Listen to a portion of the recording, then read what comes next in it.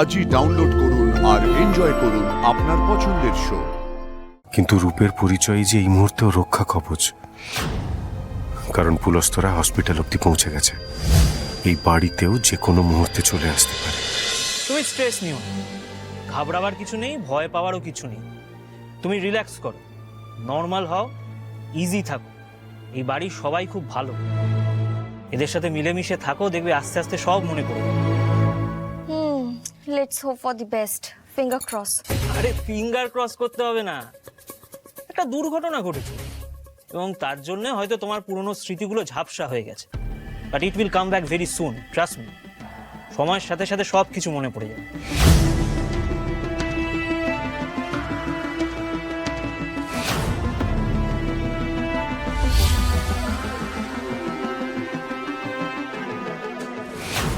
না, আসতে পারে না, কিছুতেই তোর স্মৃতি ফিরে আসতে পারে না। তোর স্মৃতি ফিরে এলে যে আমার আর গোরাদাকে পাওয়া হবে না।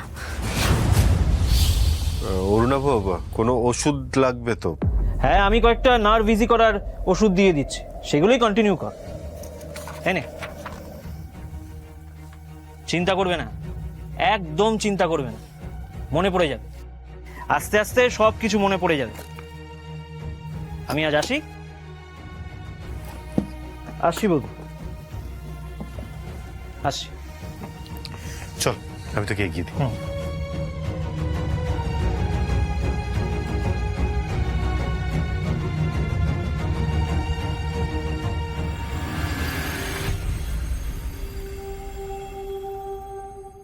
দাদা ভাই, প্রেসক্রিপশনটা দিয়ে আমি ওষুধগুলো নিয়ে আসি। হ্যাঁ,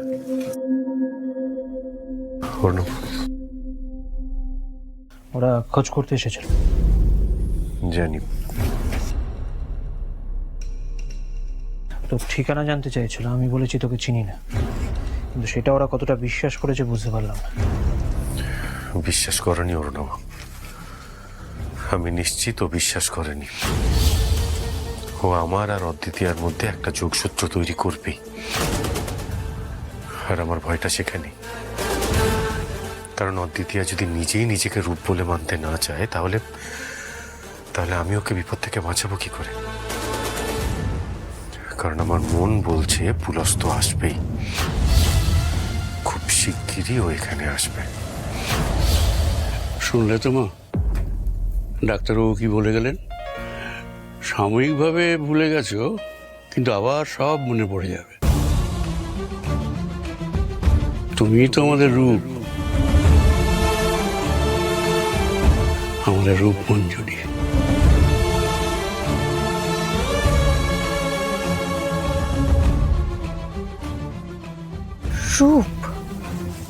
রূপ মঞ্জুরি, হাউ ইজ দিস পসিবল?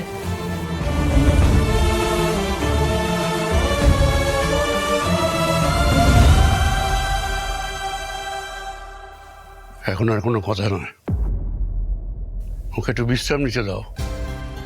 হ্যাঁ বাবা, আগেও শাড়িটা পাল্টে নিক। রূপ, তুই শাড়িটা পাল্টে মাথায় গঙ্গা জল দে, আমি তোর শাড়ি জামা কাপড় আর গয়না বার করে দিচ্ছি।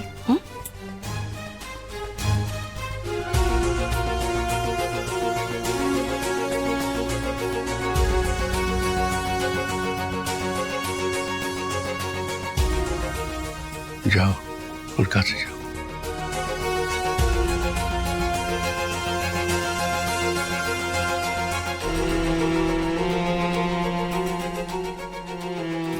অরূপ, একবার আগের সাজে সেজে উঠলে দেখবি তোর মনের সব দ্বন্দ্ব কেটে গেছে।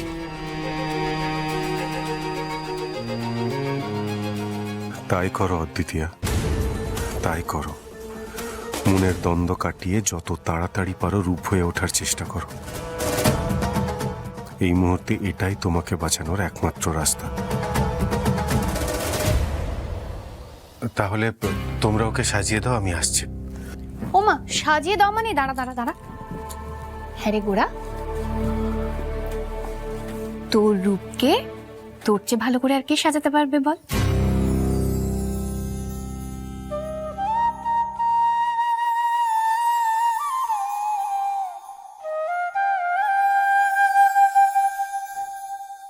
গোড়া সাজিয়ে দে। আর শোন না, একটু সঙ্গে সঙ্গে থাকিস। মেয়েটার উপর দিয়ে এত বড় ঝড় যাচ্ছে, তুই পাশে না থাকলে ও একা এত বড় ঝড় কি করে সামলাবে বল?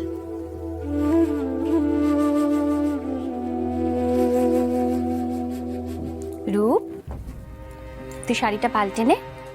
বিশাখা তোর জন্য গঙ্গা জল নিয়ে আসছে, কেমন? বিশাখা, আয় আমার সাথে, চল।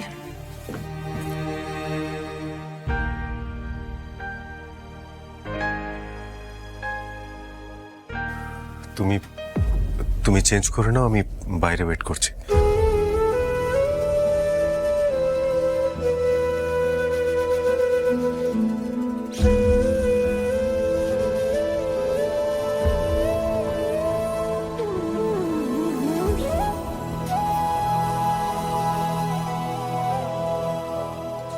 চাপ বাবা।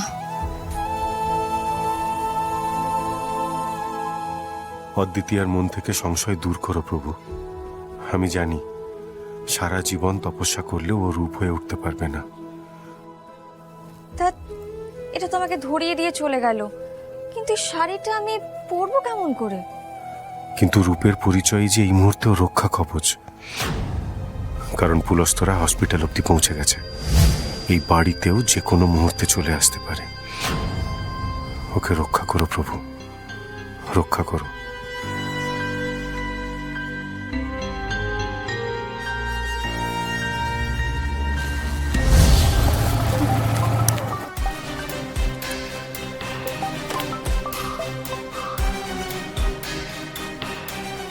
বলুন দাদা। হ্যাঁ, পেলে গোড়ার বাড়ি খোঁজ। এই দাঁড়ান দাঁড়ান, এত তাড়াহুড়ো করলে হয় নাকি? নবদ্বীপ ছোট জায়গা নাকি? একটু সময় তো দিতে হবে। সবে তো সকালবেলায় নামটা বললেন, দুদিন তো টাইম দিতে হবে। দুদিন টাইম নেই আমার হাতে। তুমি আর্জেন্সিটা বুঝতে পারছো না? তাহলে আপনি অন্য লোক দেখে নিন, আমার দ্বারা হবে না। এ কি ম্যাজিক নাকি? কি করছেন জানাবেন, এখন রাখছি। ওকে কুল। ওকে, আই এম সরি।